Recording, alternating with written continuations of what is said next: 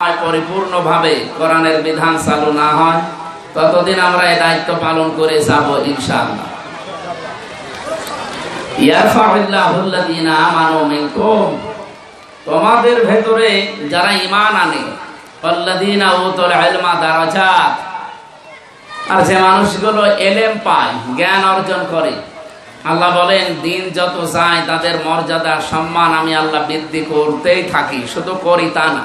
এরফা এটা মজারে, দিন যত যাবে তাদের মর্যাদার সম্মান বৃদ্ধি হতে থাকবে। আপনি মাওলানা জুলফিকার আলীর যে বয়স, এ বয়সে জেনারেল শিক্ষিত যারা আছে, সাধারণ মানুষ যারা আছে, তাদেরকে মানুষ যেভাবে সম্মান করে তার চাইতে শত কোটি গুণে সম্মান পায় মাওলানা জুলফিকার আলী। কারণ তার ভেতরে কোরআন আছে, হাদিস আছে, এলেম আছে।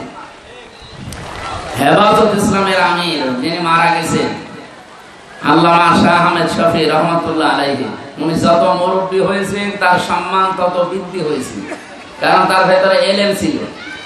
তার বয়সী বহু মানুষ পৃথিবীতে ছিল। আপনি দেখেন সাবেক অর্থমন্ত্রী আবুল মাল, এই লোকটাও বৃদ্ধ মানুষ, কিন্তু দিন যত গেছে তার সম্মান কি বেড়েছে না কমেছে? ক্ষমতা ছিল, মানুষ ভয়ে সম্মান দিত। ক্ষমতা শেষ, সম্মান তো দূরের কথা।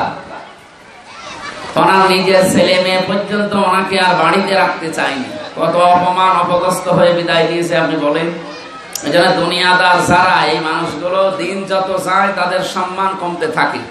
আর যারা ইমানদার, যারা এলেম অর্জন করে, মানে এলেম অনুযায়ী যদি আমল করতে পারে, কাজ করতে পারে, তাদের মর্যাদা সম্মান আল্লাহ দিনের পর দিন বাড়াতেই থাকে। সুবহানাল্লাহ। সুতরাং এই প্রতিষ্ঠান মনে হয় এখনো সরকারি হয়নি, আধা সরকারিও হয়। যারা এই যে খেদমতে আঞ্জাম দিচ্ছেন, নিজেদের স্বার্থকে জলাঞ্জলি দিয়ে আল্লাহ যেন এটা দুনিয়া আখিরাতে পোষ মানিয়ে দেন, বা ওটা যেন পূরণ করে দেন। ইসলামের জন্য কিছু করলে ওটা আল্লাহ ফেলে দেয় না। বিশ্ব নবীর জন্য দুনিয়াতে যে যা করেছে, সে যদি কাফেরও হয় আল্লাহ সেটাও নষ্ট করেন। তার আপন চাচা ছিল আবু লাহাব। এই লোকটা শুধু তার জন্মের দিনে 2টা আঙ্গুল দিয়ে একটা কাঁচের মেয়েকে, দাসী, বাড়ির কাঁচের মেয়ে দাসীকে বলেছিল তোরা আমি মুক্ত করে দিলাম। আল্লাহ নবীর পক্ষে এই 2টা আঙ্গুল এভাবে একটু সাপোর্ট দেওয়ার কারণে এত বেশি আল্লাহ পছন্দ করেছে। ওর জীবনের তো কিছু কবুল হয়, আর কিছু কবুল হওয়ার সম্ভাবনা, কারণ কাফেরদের কোনো কিছু কবুল হয় না।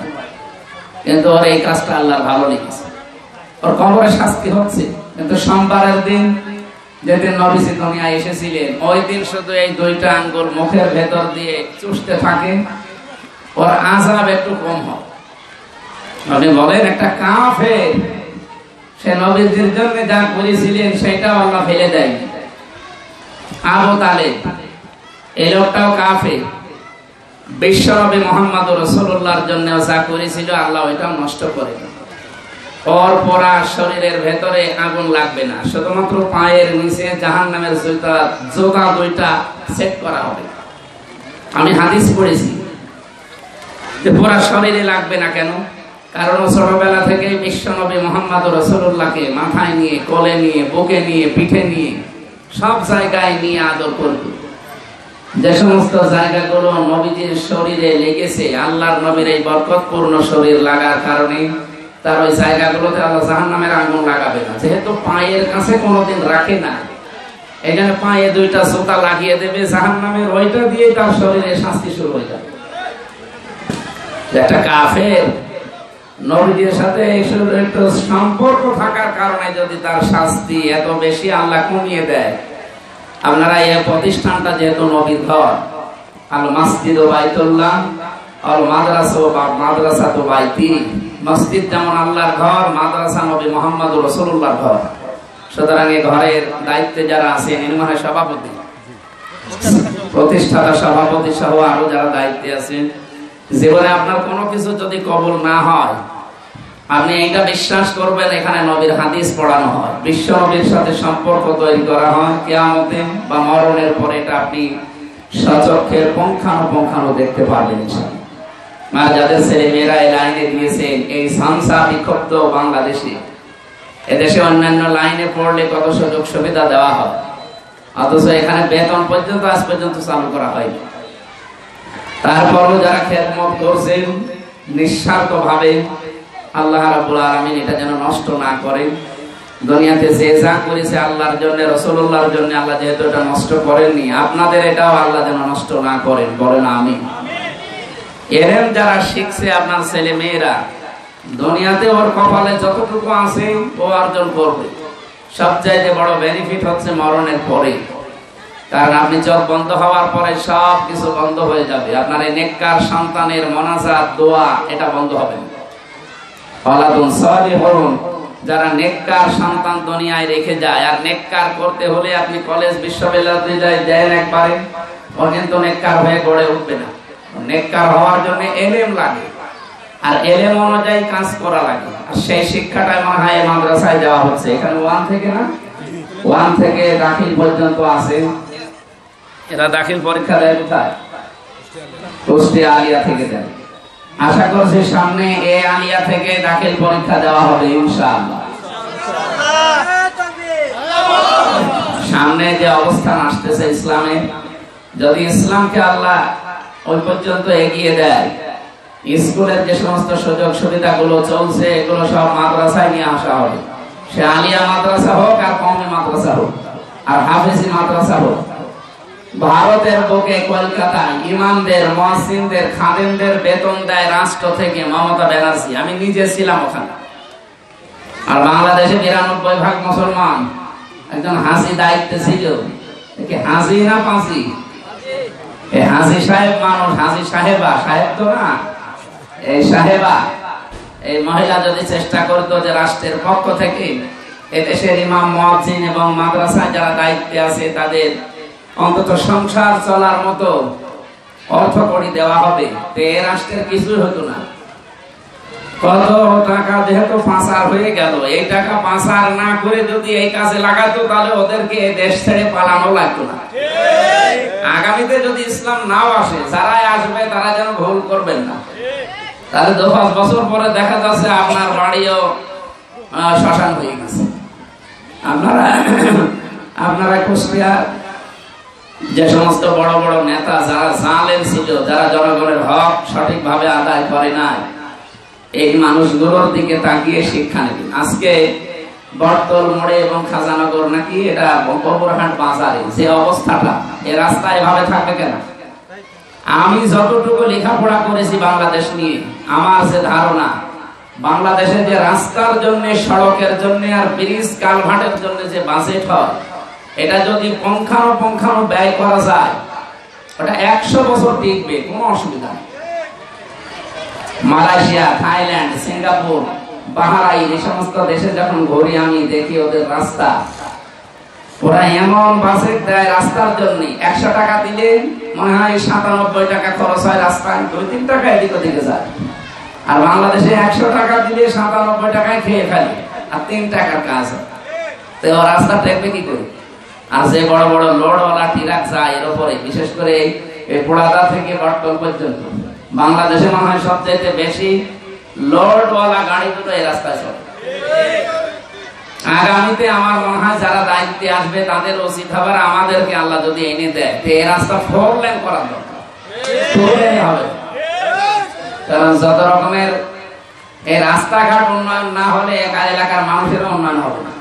এই অ্যাক্সিডেন্ট গুলো কমাতে হলে, যে গত পরশুদিন একটা অনুষ্ঠান ছিল আমাদের ইবি থানাতে, রাস্তাঘাটের যে অবস্থা, আমি পুরা ৬-৭টা ইউনিয়ন ঘুরে দেখলাম। রাস্তা এমন হবে কেন? আমার দাদা নিজে চেয়ারম্যান ছিল, যদিও আওয়ামী লীগের, তো তিনি আমাদের মাঝে মাঝে বলতো, মারা গেছে লোকটা, বলতো যে যেভাবে বাজেট হয় এই দেশে রাস্তার জন্য, টাকাগুলো যদি সত্যি আমাদের কাছে ওই পর্যন্ত আসতো, তে আমার ইউনিয়ন পাটিকা বাড়ির ১ ইঞ্চি রাস্তাও কাঁচা থাকার কথা না, অথচ ওনার বাড়ি থেকে ব্রিজ পর্যন্ত এখনো কাঁচা। তার মানে ওনার নিজের বাড়ির রাস্তা পর্যন্ত উনি আলাদা রাস্তা পাঠিয়ে দিচ্ছে। আগামীতে ইসলামের জন্য, কোরআনের জন্য যদি আমরা কাজ করে যাই, আর আপনারা সন্তানদেরকে ওভাবে তৈরি করছেন, এরাও দেশের জন্য, ইসলামের জন্য, মানবতার জন্য কাজে লাগবে ইনশাআল্লাহ। এই স্যাক্রিফাইস আপনাদের জন্য হচ্ছে, বিশেষ করে অভিভাবক যারা, আল্লাহ তাআলা ঘোষণা ছিল ইয়ারফা'উল্লাযীনা আমানু মিনকুম ওয়াল্লাযীনা উতুল ইলমা দারাজাত, দারাজাতুন না দিয়ে দারাজাত বহু বচন দিয়েছি। এইজন্য যারা ইলম অর্জন করছে এদের তো বহু ফজিলতের কথা কোরআন হাদিসে আছে। আমরা একটা ফজিলতের কথা বললাম, আপনারা ভেঙে পড়বেন না, মনক্ষুণ্ণ হবেন না, নিজেকে ছোট ভাববেন না, বহু ভালো কাজে আছে। আর যাকে তাকে আল্লাহ দ্বীনের রাস্তায় আনবেও না। আল্লাহ ইয়াজতাবি ইলাইহি মান ইয়াশা, আল্লাহ যাকে পছন্দ করে নির্বাচিত করে তাকে আল্লাহ এই রাস্তায় নিয়ে আসে। সুতরাং আপনারা নারী এবং পুরুষ, মা আর বাবা যারা এসেছেন, শুকরিয়া আদায় করবেন যে আপনার মন মানসিকতা আল্লাহ অন্তত ইলমের দিকে, দ্বীনের দিকে ঝুঁকিয়েছে। আমার ছোটবেলা, আমি এক বাবার এক ছেলে, আমার ছোটবেলায় মাদ্রাসা স্কুলে দিয়েছিল। 5 পাস করার পরে শুধু মার্বেল খেলে বেড়াতাম। মার্বেল নাকি বলে গলি গলি, সারাদিন ওইটা খেলা দেখে আমার একটা আশা থাকতো চুয়াডাঙ্গা। উনি বলছে খেলাধুলার দরকার নেই, তো মাদ্রাসায় নিয়ে যাবে। আমি তো আর মাদ্রাসায় জীবনেও যাব না। শেষে বলছে তোমার চাষি থাকে দর্শনায় বা দামড় হুদা, তোমার চাষি তোমাকে দেখবে, চলো। তখন 5 পাস করে আর কতটুকু নিয়ে গেল, নিয়ে 2-3 দিন বাড়িতে রাখি। আমি তো আর বুঝতে পারিনি, ওখানে যে আরামে খাচ্ছি, খেলা খেলছি, খুব ভালো ছিল। হঠাৎ করে দেখি মাদ্রাসায় নিয়ে, আর চারিদিকে তো মাদ্রাসা বাউন্ডারি দেওয়া, যাওয়াও যায় না। ওই যে ফেলে রেখে গেল। 7 দিন পরে একবার এসেছে।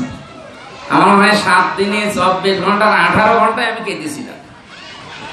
তো উনি যদি ওই সময় মায়া দেখিয়ে নিয়ে চলে আসতেন, আমি রামসা হতো, ওই আমি এখন জম খেটে বেড়াতাম, কামলা দিয়ে বেড়াতাম, আমার বাবার সাথে মাঠে কাজ করে বেড়াতাম।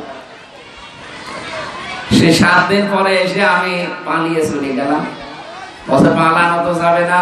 পরের দিন দেখি এসে আমার পায়ে চেন বেঁধে দিল, শিকল বলে না, শিকল লাগিয়ে 2টা তালা লাগিয়ে দিল, আর নড়াচড়ার ক্ষমতা না। চিন্তা করলাম পালানো তো সম্ভব না। পড়া যখন লাগবে তো পড়ি, মাথা ভালো ছিল।